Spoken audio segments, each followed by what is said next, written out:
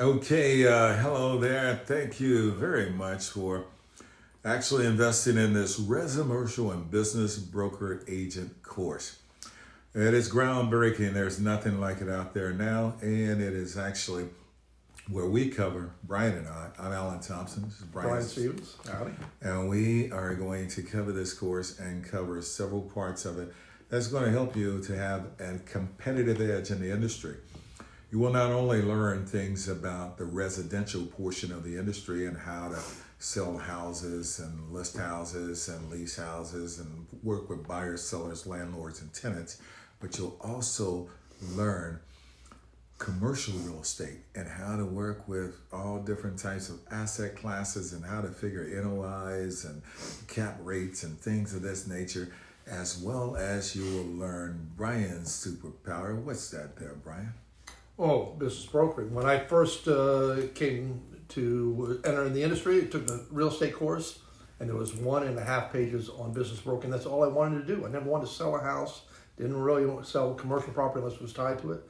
And I was just hungry for knowledge. I just couldn't find it in the state of Florida. So Alan and I have created the resource, at least on the state agenda, for that. We also can teach other things otherwise too. But I'm excited about what we're doing because there's a lot of people that either try to sell businesses and they shouldn't because they don't have yet enough knowledge, or they'd like to and they realize they need the information like I did. And we're here to begin educating you in a great and powerful way if you have the heart for it. And so what this course starts out with, and you can look at your table of content and look at your information. It'll start out with talking about the industry and understanding the characteristics of a resimercial agent. And we call it resimercial because it's residential, commercial, and business brokerage. Mm-hmm. It's more of a combination of knowing the best of all three worlds, or at least enough information about them that you can literally talk to anyone and you wouldn't be afraid to say, wait a minute, what are they talking about when they say this or they say that? I don't know that. You will at least know what you don't know, that you can refer it to guys that know more than you to work along with it, as you should, according to your NAR Code of Ethics. Correct. So the bottom line is we're going to help you out with that as we go through this course. Now, there will be a lot of things that you need to read as we go through this so that you become abreast to it. As you will see in your book, we'll just tell you that there is an examination toward the end because this course is really good for 45 hours of continuing education in the state of Florida. Now, people are not always taking it because they want the 45-hour education. They want the education of how to sell businesses, list businesses, talk to business owners, sellers, and owners, and they also want commercial. They want to work with buyers, sellers, landlord, and tenants. They want the information. They don't care about the actual credit hours. However, it is approved for those credit hours. So you would have a 100-question examination at the conclusion of this course. In addition, as you learn parts of the manual or parts of it, you will get a short quiz at the end of so many modules. This will help you to solidify the information. We start out talking about the industry and talking about why it would be very good to actually know all three. And one scenario may be someone coming over to America and they basically say, I want to buy a business because I want to get a visa and what have you. Tell them about that. How does that work? Yeah, so there's a variety of different visas that the U.S. has agreed to provide people coming from some, actually very many, but not all countries. E2 visa is the most common one, which we see a lot of, which means they can have a reasonable amount of money, maybe it's $50 to $250 or $300,000, come to the U.S., buy that business, and have the right to be in the U.S., and they usually get a 5-year permit with a renewal, and sometimes it leads into eventually them getting a green card, like some friends of mine that came from Slovenia 15 years or so ago and bought businesses. But it gives them the freedom to come to the U.S. and be here for a period of time, but they have to invest and bring their skills as a contribution to society through owning a business. You know, one of the things I thought about there that helps out is, let's say, for instance, they wanted to buy a business that is located in a commercial property. So it's not only the business, but it's the commercial property as well. So then that's where we come in with our commercial knowledge, because now we can tell you how to value that commercial property. which is different than valuation of a home using a comparative market analysis. Now we're talking about a BOV, which is a broker opinion of value, and we're also talking about a business valuation. So with those, at least that person, because think about it, that person comes over here, they buy a business, and inside of a commercial shop as well, and they need to buy a home. Right. They need a place to live somewhere, whether they're going to lease or they're going to buy. So if you know all three of those things, you got kind of somewhat three transactions in one. Otherwise, if you only know residential real estate, like many of you do, you're in that red ocean fighting for a residential buyer or seller. Whereas now when you have another skill set like commercial real estate, like business brokerage, and like the utilization of AI, which is what's driving our industry anyway, now you've got yourself, find yourself in a blue ocean of opportunity and an uncontested market space. That's what this course is designed to help you to be. So we start out about the industry, tell you about the different things in it, the CMA, the BOV, the terminology, because a large portion of your greatness in any industry and anything is learning the terms. That's the hardest part. When I teach the 63-hour course or the 45-hour, and I've been teaching the real estate industry for many, many years, I teach it and I say the biggest thing that you're going to have problems with is learning the lingo. You don't use that terminology in everyday language. You don't use eminent domain and escheat and things that are out there. You don't use those things. So if you don't use them, that's the fearful part of it. I said it's more new than it is difficult. Once you get the terminology and you learn it, this comes second nature. It's like, videographer. There's certain things that you would know about a camera, or the camera person would know about a camera than we know. Yeah, Jordan's got it all right there behind that camera right now. Right, and so he knows and he sees it a different way, form of fashion. And it's kind of interesting here because I love to learn, like you, Brian, I love to learn. And so I'm constantly learning things, and you find out that when you learning something, you see it different than anyone else. Many years ago, came in the real estate industry, and we had a property management office, and the individuals were always losing keys. You see that happen? And here's the thing. Remember when I came in, we didn't have lock boxes. Key in listing broker's office. What a mess. So now if you lose the key, what happens? Somebody's going to apply for a new lock, I'm guessing, or you have to. And so who you got to call? Locksmith? I don't know. And that's why I took locksmithing. I took locksmithing because we were losing so much money having to call a locksmith out, and that locksmith had to rekey those locks on these multifamily units and all of these things and what have you. So I took locksmithing. I passed it in a record time, but here's the interesting thing about what I'm saying here to solidify a point is I see a lot different than you see a lot, because I see it from its inside out. You see the outside. It's just like he sees that camera, different things that we will never know. Same thing with the industry. When you get that new terminology and you can see it the way other people cannot see it, you get a competitive edge in the industry. And that's why we offer this competitive edge kit.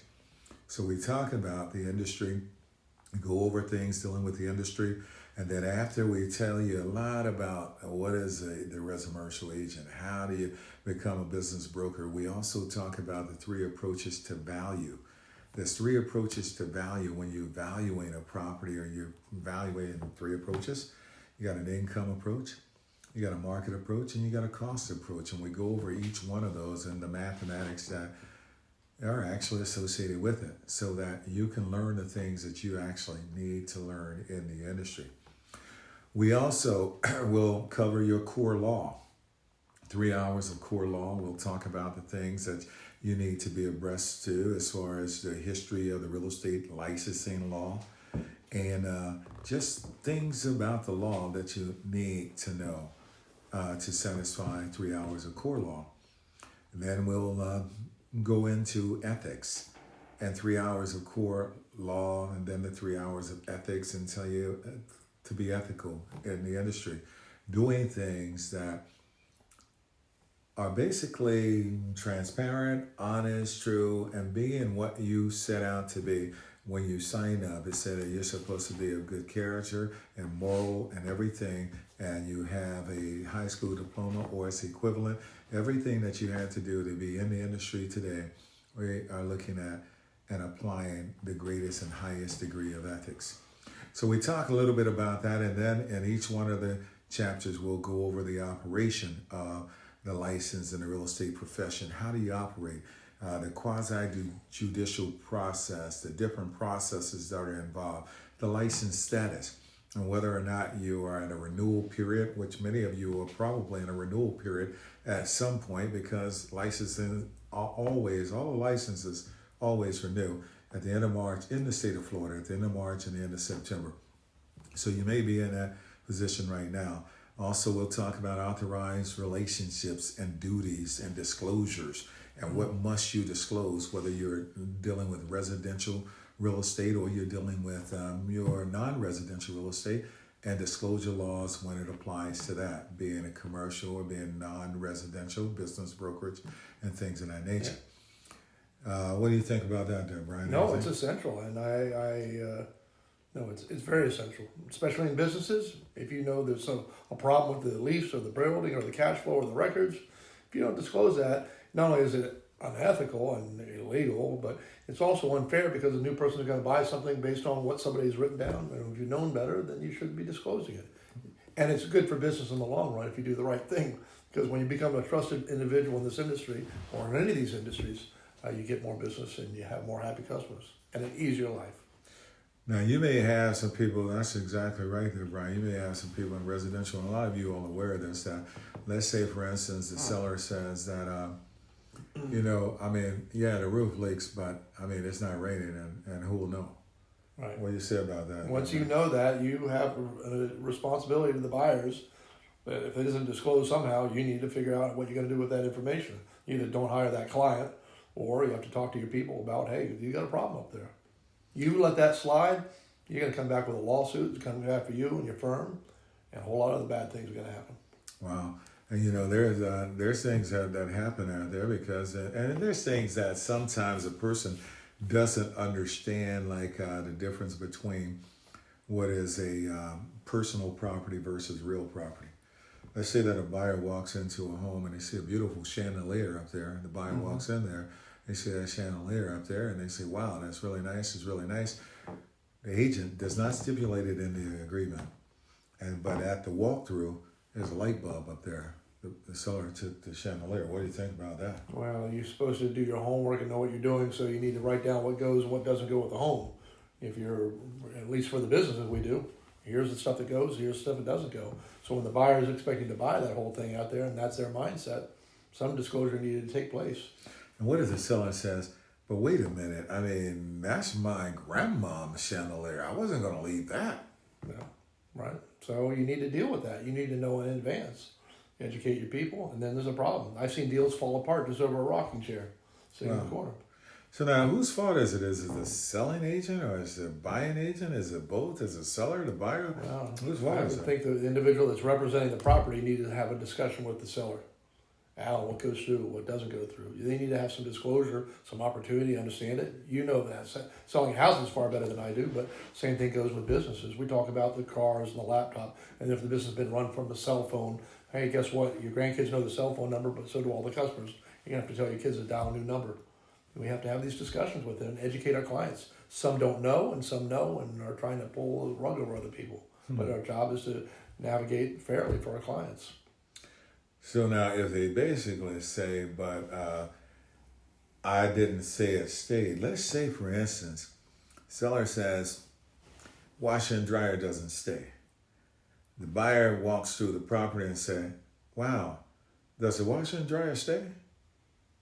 And remember, the seller says it to the selling agent. My agent came to list the house, Brian. Right. Buying agent, Jordan, takes me out there with me, and I look at that washer and dryer and say, wow, that washer has 100 buttons on it. I want that. What do they say about assumptions? You better get your act together and find out before you say yes, guaranteed that the washer and dryer, or maybe out of your commission, you're buying a new set with 100 buttons for your person you sold the business for. I don't know. But, something's going to happen. It's not going to be good. Something's going to happen. And is it because of what? I mean, what triggered that possibility then? Well, you teach the law from the far better perspective, but I know that you've got to educate. Your job as a real estate agent or broker in the business or commercial is to educate your clients. They need to know what's going on. You need to disclose, and you need to spell out everything as clearly as possible. So that buyer's agent should have been able to see from the documentation. By the way, the things that don't go with this house are washer, dryer, chandelier, toy poodle in the backyard, Okay. etc. Now, here's the interesting thing about it. You're 100% right in theory. However, in practicality, what happens is when that buyer walks through that thing and say, hey, Jordan, does the washer and dryer stay with the home? Jordan will probably say, do you want it? We can ask for it. Because you can ask for anything. Everything's negotiable in real estate. So therefore, you're saying, but it doesn't stay. Well, he said he's not going to buy it without it. Now, does it stay or not? Well, then they can negotiate then, right? Yeah, It becomes a conversation. I really love that washer and dryer. For a price, I can part with and go buy a new one when I leave. I don't know. Yeah, it's exactly right. So there's things that happen and comes up, and we mention this because you'll see a lot of this in the course. We give real world application, and we talk to you about certain things in disclosure laws. Disclosure law says anything that will affect the value or desirability of that property that is not readily observable must be disclosed. Readily observable means that, wait a minute, I had no idea that the pipes leaked behind the wall because they were not leaking. I had no idea that that roof was leaking because it wasn't raining. Correct. And so if you know that that's happening, then what are your disclosure laws? And we're speaking of the state of Florida because that's where we reside. The course is approved in the state of Florida. However, you have disclosure laws, I'm sure, as well, somewhere. Just apply or just make sure that you comply with your laws. Now, here's an interesting thing about it there, Brian. I want to ask you this. Many, many years ago, I was manager of an office, and a lady, she sold an orange grove. And it's pretty nice. And, back then we had the actual documents, and I don't call them a contract. A lot of people refer to them as contracts when they're really not contracts. They're a document, a contract. It's a mutual assent of the party. It's an offer and acceptance communicated back to the offeror, Right. which you can really have a parole contract, which is an oral contract. We could shake hands, and that's a contract. Correct. If we both agree. So it's not the document. But on that document, no one stipulated anything on the Orange Grove other than it was kind of a big ticket item and what have you. Sure. And so they bought the Orange Grove.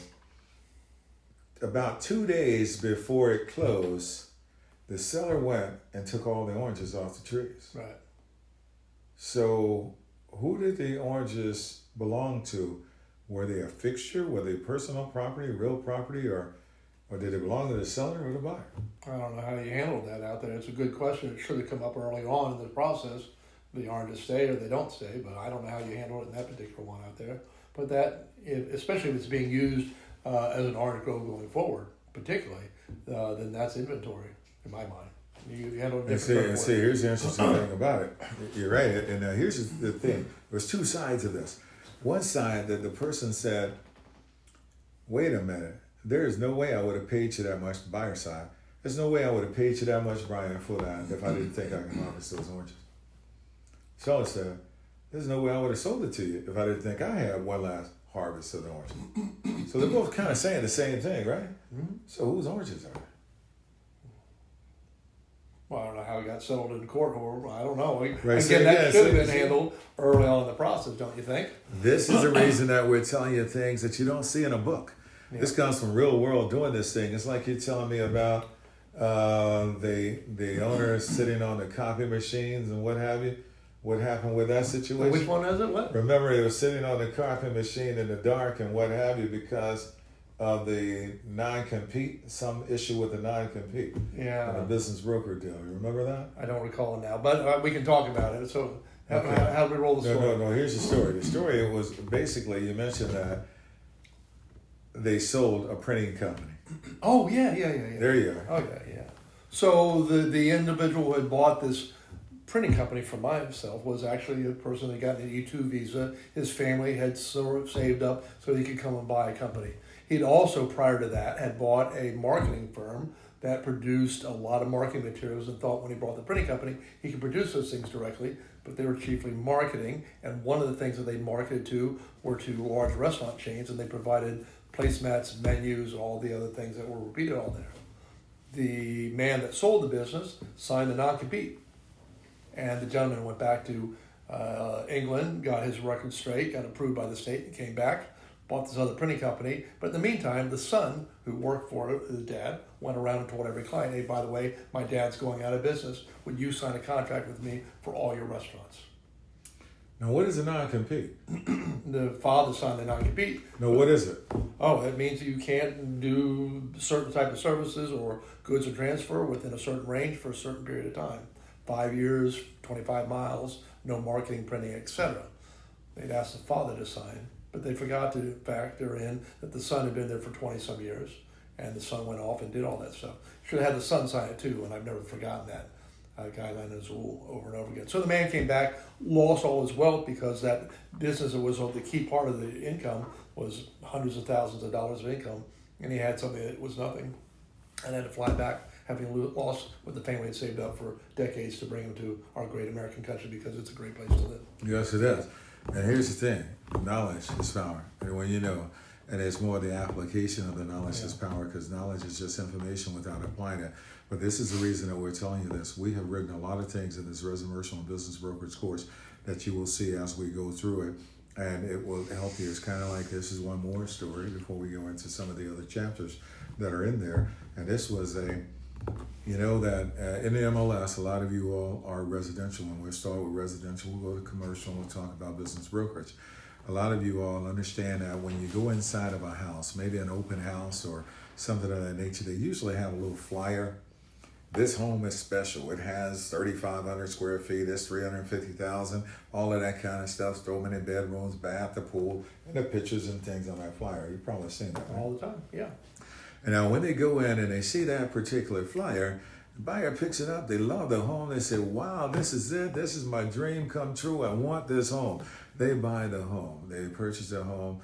It said that it was 3,500 square feet. It was $350,000. They loved it. They came back. They walked through the house. They loved everything and what have you. But when the appraiser went out to appraise the home for a loan, the appraiser found that the home was only 3,000 square feet. So now the buyer says, he goes to an attorney and he says, wait a minute, this is something that materially affected the value and desirability of that property. I thought I was buying 3,500 square feet. I'm buying 3,000 square feet. I want out of the contract. What do you think there, Brian? Sounds like a real problem. Problem? Yeah, I mean, who wrote the flyer up? The real estate agent? Yeah, but on the bottom of it, it says, this is not a guarantee. You know how they put that disclaimer on the bottom of it? This is not a guarantee, what have you. It has that little disclaimer at the bottom of it. You see them on all of them. What do you think? Well, I don't know. During our due diligence for businesses, people can get out of the deal out there because all the things didn't line up. I don't know how it handled in the housing piece of it. Okay, here's the interesting thing about it. When I first heard that and I listened to the first side, I thought, wow, that is something that materially affects the value and desirability of the property. And wow, they thought they were doing this and what have you. But then I started thinking, no matter how thin a flapjack is, there's always two sides. Sure is. So the other side was the other attorney said, there is no way we're letting them out of that contract. The property appraised for $365,000. They bought it for $350,000. They said just because the numbers went down, the home didn't get any smaller. It's exactly what they saw. They had a chance to walk through it, to measure it, to this, that, the other. If the numbers would have went up, the home didn't get any larger. They bought what they bought. What do you think about the other side? So did they fight it out, or did they end up buying the house? Well, we're going to have to wait till we get to the end of the course for me to give that answer. Oh, that'll be a good one. Stay tuned. Sign up if you haven't signed up. And here's the thing. Here's the thing. The beauty of it is this. I mention this to say there's things that are not in any book because it comes from real world when you're actually out there and you're seeing these things and we're talking to you about it. I'm sure some of you all have stories that you can let us know. You can call us up and get in a chat and let us know and then let your brokers know, because your brokers and whoever you're reporting to can help you to stay out of trouble. this is what we're doing, trying to give you the knowledge that you will need to help you to know that you must stipulate, because if you have it unstipulated, then it's unliquidated damages. If it's unstipulated, it's unliquidated. You got to assess that. You may say, well, wait a minute, they didn't put this in there, but this is how it affected us. So we go on, and you'll see that we also will go over the commission rules. We'll go over different parts of the process. In addition, we'll talk about real estate schools and education. We'll talk about disclosures and just a lot of different things, representation, duties, broker representation, and obligations and escrow accounts, and just a lot of things that you will go through in the real estate industry. Now that's the residential part. A couple other things that we'll look at in the residential part will be things like, pretty much reviewing the broker relationship agreement, the office procedures. There are things that you have to do with the office procedures, and from having the right sign to just a lot of things. Residential, we'll also go over your presentation. Inside this manual, you will see presentation manuals. There's one for the buyer and one for the seller. And it's full of embedded commands. Embedded commands means that they're like neuro-linguistic programming, and it allows you to qualify that person to make sure that they have a need and not just a want. Because if a person have a need, then they're probably motivated. If they don't have a need, then if there's no need, there's no motivation. It's like this. If I ask you, I say, hey, Brian, you want to buy an elephant? You want an elephant? Not really, but Not really? good deal. Yeah, I give you a Can good I eat deal. it? No. I give you a good deal, and I tell you what I do. I give you 2 bales of hay. I'm good. I'm good on the elephant. Why? I don't need an elephant. I don't know where to keep him. You don't need an I got elephant. 3 dogs and a cat already. Too many. Yeah, so an elephant you wouldn't want because you don't need an elephant. I don't. And interestingly enough, what if I give you a good deal and I give you 4 bales of hay and 2 trips to SeaWorld? Yeah, no, I'm gonna pass. You know, that's deal. Give me $1 million and the elephant. I'll get rid of the elephant, keep the $1 million, and sell the elephant. And so here's the thing. Or videographer Jordan here. Yes, so here's the interesting thing about that. I say this to people that they got to understand needs and motivation, because there's certain things that are want. Like, hey, I want to have this, that, the other. But if you're asking them while you're qualifying them, do you need a fence yard versus you want a fence yard? So you can kind of discuss what's a need and what's a want.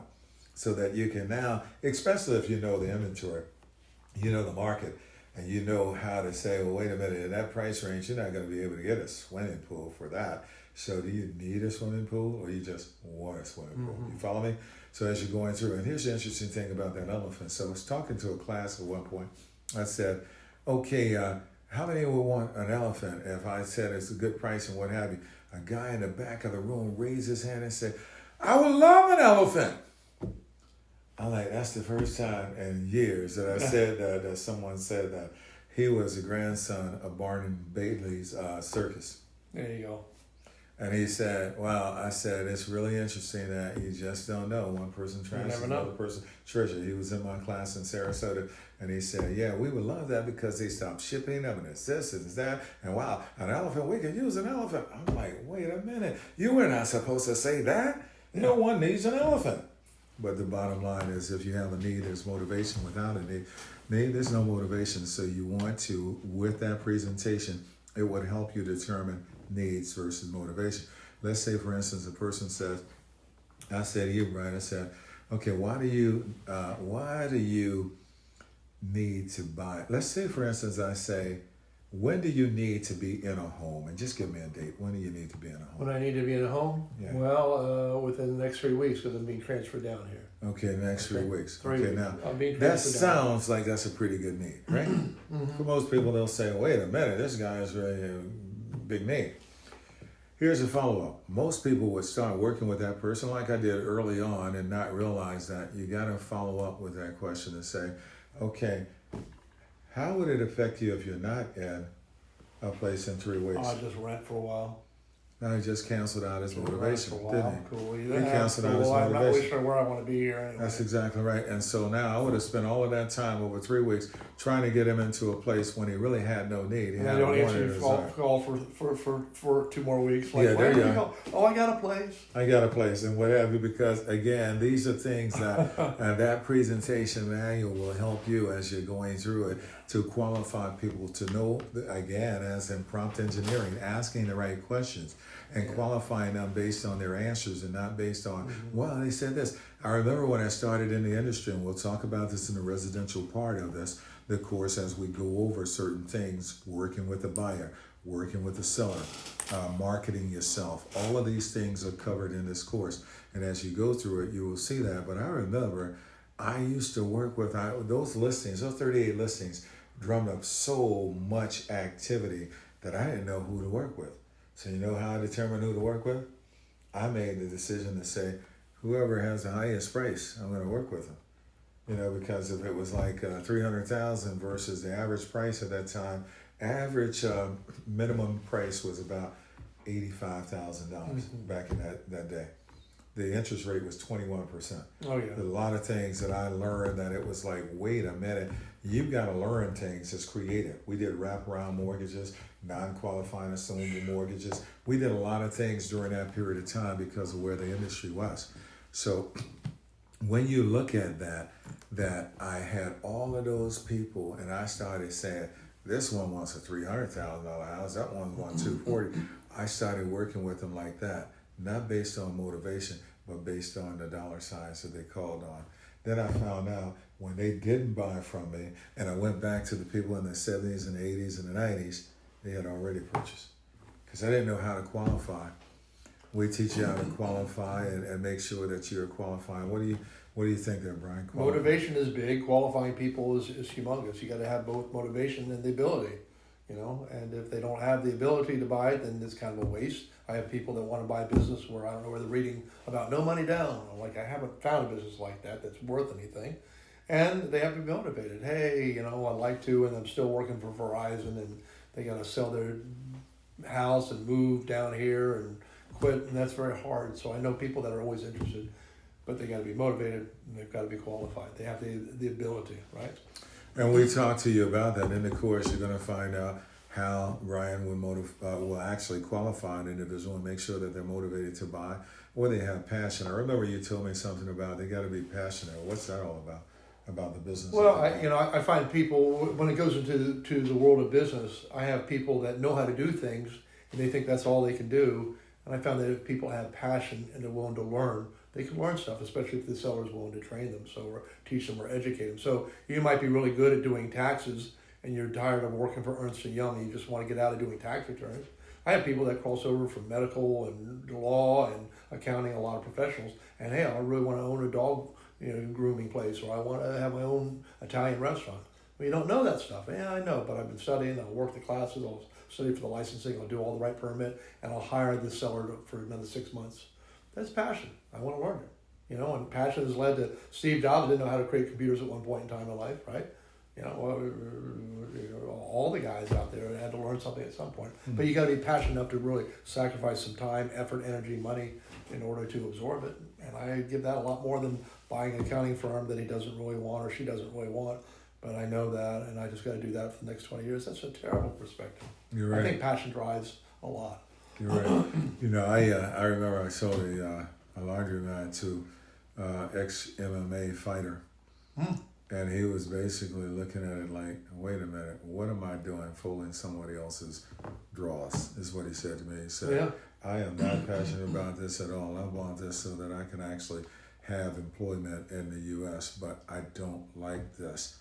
What he said about that, was he kind of like pick something that he just wanted to get a job or what?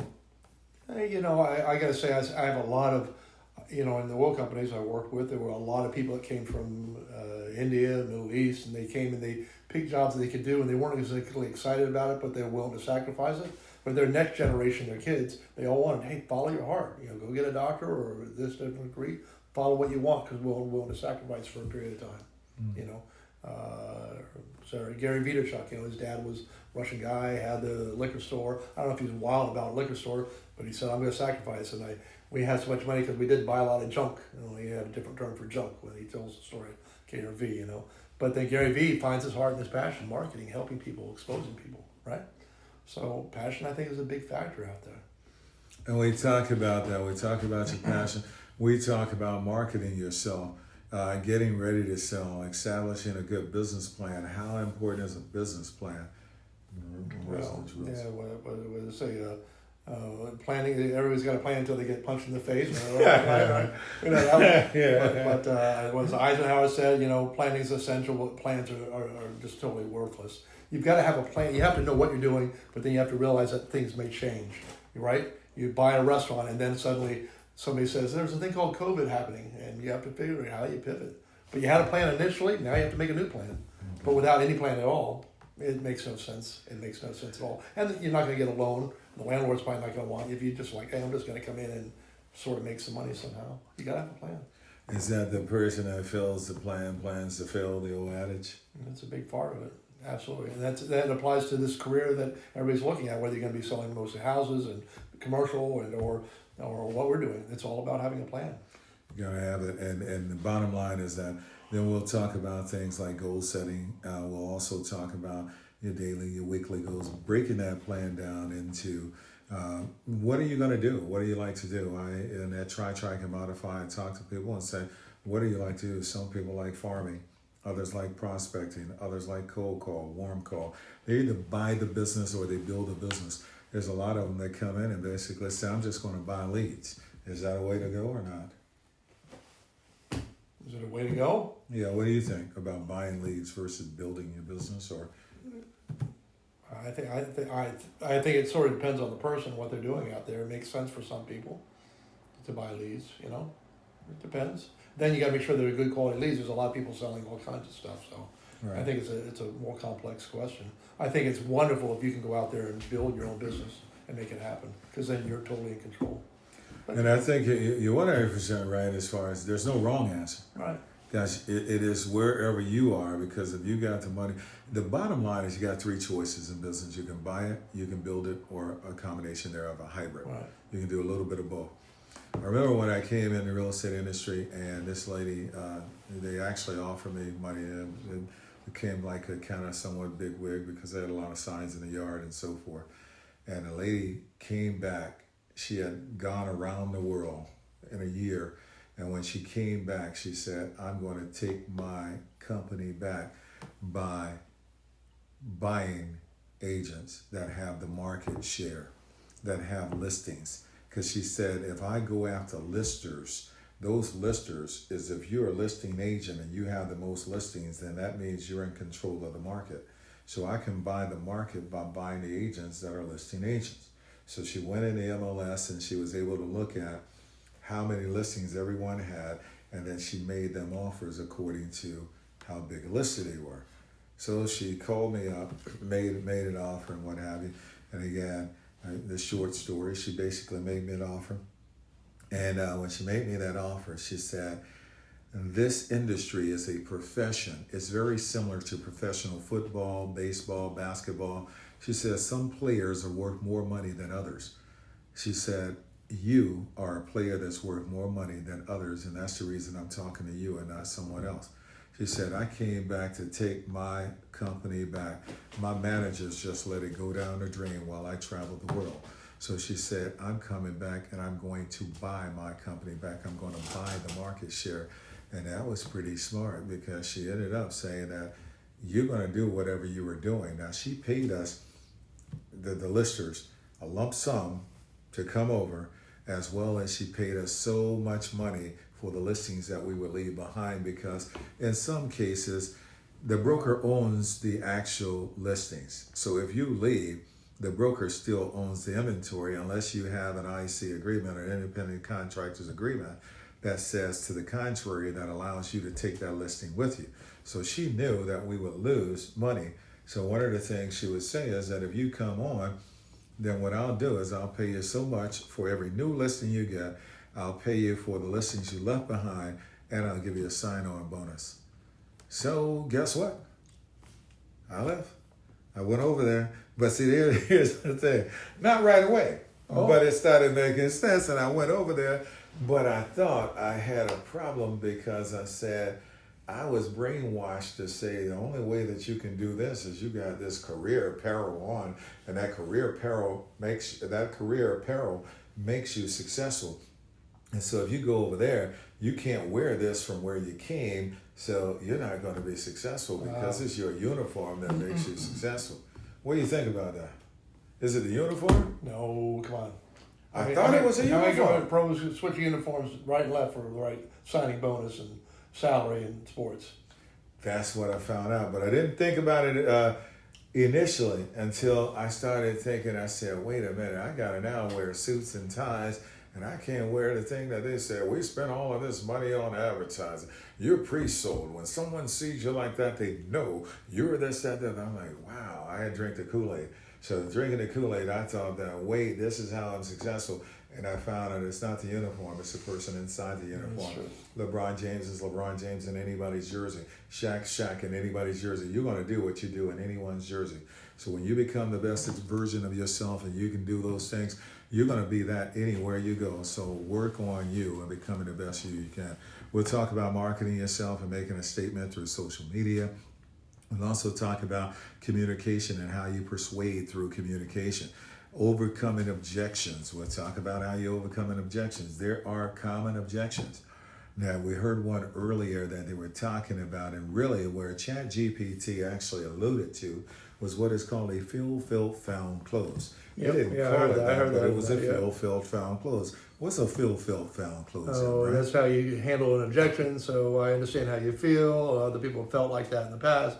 However, we found that when people make a decision like this, they really are more grateful in the long run. So you That's walk exactly them through the terminology along those lines out there. That's exactly right. You feel, found. Exactly that. There are certain objections that are very common, and we'll go through those so that you can at least have a way of actually understanding the common ones. And we'll tell you to go ahead and take our AI Mastery course because you'll find out that ChatGPT can also help you with overcoming some common objections.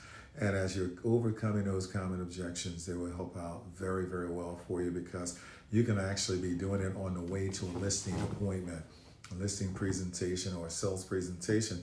You can be practicing with ChatGPT and just take that course also and you'll understand that. We also talk about ads for listings, how to write an ad that sells. The open houses. Open houses are important as well.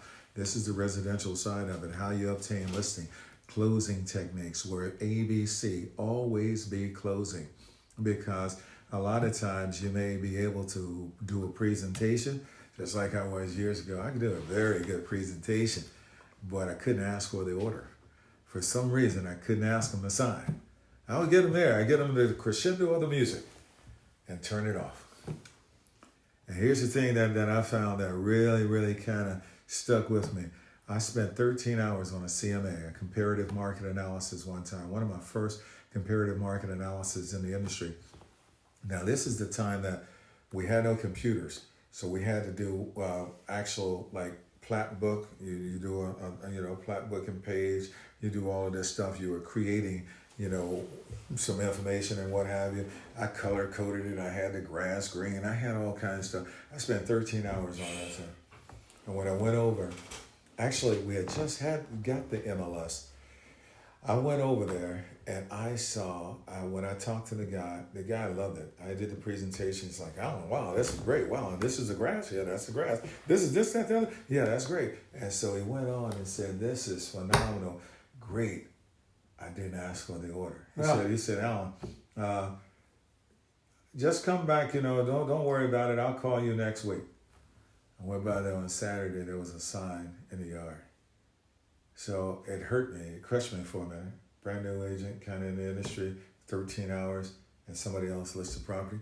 So I ran back to the office to see how much they listed the property for. They listed for exactly the amount that I had suggested on my CMA. Now, I don't know what happened, but here's what I conclude in my mind that happened.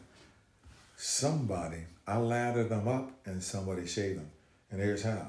We ended up, we're looking at this, and I'm just thinking about it, And I'm going on, and somebody came behind me and said, wow, yeah, I agree with that. Oh, that's great.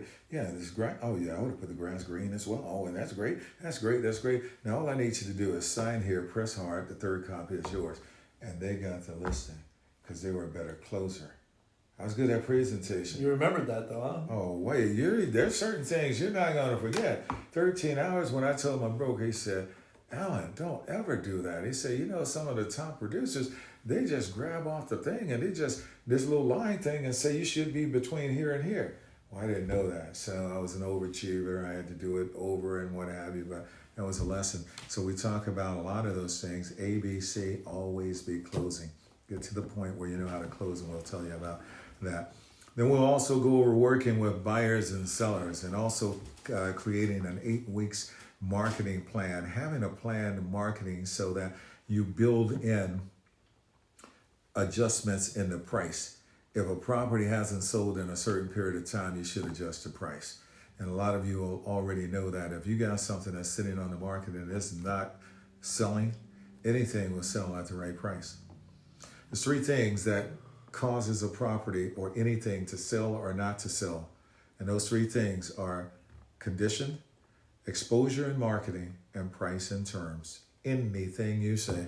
I could say, okay, I've got a camera that I want to sell. And then the bottom line is, first person is going to check out the camera. What it looks like, it's in pretty good condition and what have you. They're going to say, okay, if it's being exposed and marketed, otherwise it could be the best kept secret. Then they're going to say, well, how much would you take for that? They already got a range in their mind. If you're way over here, it's not going to happen. As if you are somewhere within their range based on the condition and based on the marketing, it is sold. So there's things that we talk about in the expired listings as we go through that to help you to be able to price it right and telling the people and going over overcoming the objections of the price and terms, because terms can sell a property just as much as price. You know that from businesses, is that right? If they do seller financing, will that help or not? Oh, quite a bit, yeah. How does it help? Well, it makes it easier. Some people, first of all, if you have financing period, whether it's SBA or seller financing, it opens the pool. A lot more people have 10 or 20% of a full price in their pocket than the whole amount. Number 2, if your options are SBA and seller financing, you don't have to go through all the rigmarole approval processes and expensive bank fees in order to get the loan. You just work with the seller and make it happen. So they happen quicker, they're easier, they're less expensive usually, and they opens the pool of buyers considerably larger. By inserting terms. So understanding the fact that terms can do it. But you understand marketing and exposure. You got to market it and expose it, and we'll talk about that, and your brokers will have channels for you to market through social media, through this, through that, all kinds of platforms and what have you. We also go over negotiating techniques and telephone techniques if you're still doing cold calls or warm calls. We talk about the difference between a cold call and a warm call. What's the difference? Cold call, you're just calling up and there's no, it's just a random call. Hey, you want to sell or your house or what have you? A warm call, you've got some sort of relationship already been. Maybe they've reached out in the past about checking it out, or somebody's referred you on. Hey, talk to my friend Joe, or Jordan wants to sell his house. And a warm call is hotter than a cold call. That's why it's warm. Well, that's good. We're definitely warmer. So. Yeah. So, hey, and then also we'll go into the technology trends. We'll talk about the technology trends and where we came from with gadgets and gizmos and things of that nature. But we'll also sprinkle in some AI, because the AI is the latest and greatest thing that's going out there. We'll talk about looking to the future. The future is now. It's here, and you want to also take some AI courses and AI training in order to become the best that you possibly can be in your marketing, as well as in your efficiencies, your workflows and automation and things of that nature. We'll talk about changing times require changing techniques. We have gone through things from short sales, from all kinds of things, because the industry is changing and it's ever changing. People get afraid, they don't pivot, they get out. They basically say, I'm not going to be able to do this because now it's requiring more people to take listings, and I never was a listing network. You got all kinds of things because of that mindset, that limiting belief. So we talk to you about that. Changing times require changing techniques. I also talk about the EMT. I call it MENT, like I talk about eat meat. 8, your emotions, your attitude, your thoughts. And me, you want to understand your money, your energy, your pretty much your attention and your time. All of those things are important. We talk to you about all of them. Psychographics, we get into psychographics, and also in social media marketing. What is it? How do you go viral? What causes something to go viral if that's the angle that you're looking at? Then one of the things that you'll see in later chapters will be the marketplace in your mind, your post-pandemic panic, where people started panicking after the post-pandemic. What is going to happen? And there's a lot of new norms that's not going to go back the way that they were because they're just new. Nobody's doing a lot of that. It has affected commercial real estate, it's affected residential, and has it affected businesses? Absolutely, no question. And so those are your post-pandemic. And then some of the other things you'll find in the residential will be things like how you duplicate yourself and how you pass on the baton of knowledge. You want to constantly looking at passing that baton, paying it forward, and passing it and things of that nature. And then you'll also see that we'll start talking more about expense worksheet, understanding that you got to start with how much money do you need to earn. Remember, the only person that makes money works in a Met. You're going to have to earn it. You're going to have to earn it based on the service that you provide, the product or the service. Become very good at what it is you do, and people will come looking for you. You don't have to worry about that. You will have a list of people waiting to come to talk with you because you're good at what you're doing. You're passionate, you're knowledgeable, you're trustworthy, you're transparent. You got the things that people want to see and that they want to do business with. And we'll get into commercial. This course will go into commercial, and it will talk about things that you can do month by month, from understanding how you set up your commercial email address, to coaching, your try, track, and modify, to information, just a lot of things dealing with whether or not you want to become a generalist or a specialist. Is there any difference? And what's the difference there, Brian? Why can't I be one or the other? Or is it an advantage? One or the other. A generalist means you can sell all kinds of stuff. The specialist has a very narrow focus, or maybe by industry, amount, focus, region, what have you. So sometimes people find it more efficient to specify, and I know a lot of people that are very successful in being specialists. Other people are willing to pick up a little bit of everything out there. That's how I started, and sometimes I have a bit of that in me, but we have a couple favorable pieces out there. So depends what you want to do. Just getting started, maybe you don't know what you want to specialize in. So start off and see what you favor and see what's easier to do and go from there. Now, let me ask you, I know you mentioned, again, as president of BBF and things of that nature and all of that, you mentioned you were giving out awards to people that were very young in the industry, hadn't been in the industry that long, and made over $1 million. How did that happen? Most of the really hyper successful people I found it to be are specialists. Like the one guy that sells mostly, he sells a certain type of restaurant with a certain ethnic background. That's his specialty. He does other stuff as well, but he's really good at talking to people because he shares a language in common. He lives in the area and has a restaurant experience background. Another guy in the HVAC industry, another amazing lady in the veterinarian space. So they all specialize and they all do really, really, really, really well. So, and again, if you think about it, like doctors and people that specialize, usually specialists get paid more than generalists. If you got to go see a specialist, just to hear that means, it's going to cost you something. If your general physician says, you're going to have to see a specialist, that's above my pay grade, there's a good chance you're going to have to pay for that. Yeah. So those are things that we'll talk about, and we'll also talk about the deal process. The deal process is hard because a lot of people don't know. I went to a lot of different courses on commercial real estate and business brokerage, all of this kind of stuff over the years. And there were some people that they didn't understand the deal process or how you put together a deal. They heard all of these terms, and you need this, and LOI, you need that, you need this, you got to do this on due diligence, but they did not know what to do. And then also crafting the presentation. We also have a presentation and how you craft a presentation, how you put together a presentation. Then we'll go over negotiating skills. How do you negotiate? Types of leases and how they pertain to your commercial real estate development. We'll get into that, and the mortgage financings and terms. What are the common terms in mortgage finance? And then also we will enter into a business brokerage overview, and that's where we will send it over to Brian that will go over what we talk about as far as business brokerage in this course. But business brokering. So what people don't always know is that you have to have a real estate license to sell businesses in 17 states. Most of the states in the United States and certainly around the world don't require that, but Florida is one of those places that do require that. So it's something you've got to be able to have out there. That also does mean that you can share commissions with people that sell houses and that sort of thing in that industry, etc.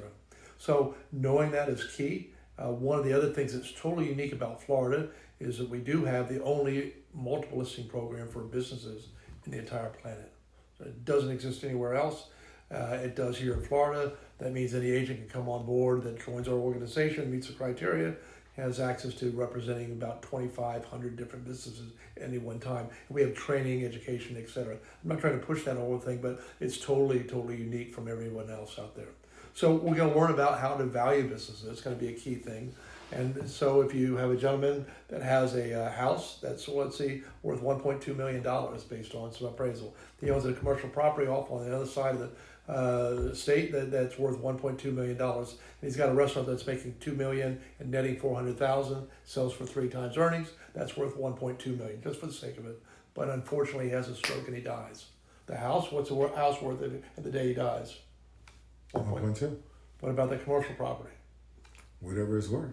So the house goes into the business goes into probate, it closes down, the employees all quit, they have to find new jobs, people pick new places to do it. 4 months later, it's allowed to go back to the marketplace. What's that business worth? Not 1.2. So the way you think and the way you involve yourself around valuation and understanding the business place, as well as the opportunity to helping people acquire a business. And if you've got enough money to buy a house, you can buy a house for the most part. Do you have the right skills and ability? If you're needing an SBA loan, you're going to have that skill to convince the banks to transfer the loans, the value, et cetera, in that process. So we're going to go through a lot of stuff. I'm going to keep this one relatively short because I think we're short on time, but you've got the ability to go out and find listings, get those businesses, qualify them, understand their motivation, and bring that into a business. Secondly, you've got to actually get that to the marketplace. So you normally can't say Joe's Pizza is for sale because employees might quit, customers go somewhere else. The competition says, don't go to Joe's anymore, do your holiday parties over our place, he's getting out of business. So you have to do things in a top secret way. Quite opposite of putting your picture in front of the house or the building with your picture from 15 years ago looking when you were young. Saying, hey, look at me. So we do things in a top secret way. We have a whole set of new rules and guidelines, and yet it follows over a lot of element. So we're at that key part where we're gonna have to think through how to list, how to market, and how to educate people on the value, and then how to set that thing up. And then we go through the same thing we do with buyers. You mentioned qualifying buyers. You know, are you qualified? Do you have the money? Do you have the ability? Do you have, what else did you say about the motivation, right? All those elements that are key out to doing that whole process and making that sort of thing happen.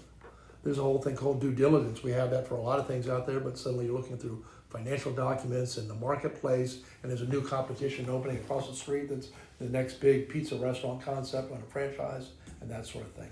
So we've got those same sort of challenges out there because it isn't just about the financials. Maybe it's not a good fit and the seller's getting out because he knows the world's largest chain is opening across the street and it's going to probably devastate her or his business. Those are just a key element of what we've got. I've got a really large program. I've been teaching this for quite a while and I love what I do.